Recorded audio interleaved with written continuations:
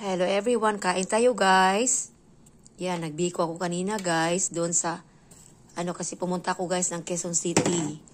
Yan, doon sa bahay ng aking kapatid. At ngayon guys, umuwi na ako dito sa amin. Yan. Okay, ito lang aking kakain, ito ang aking dinner.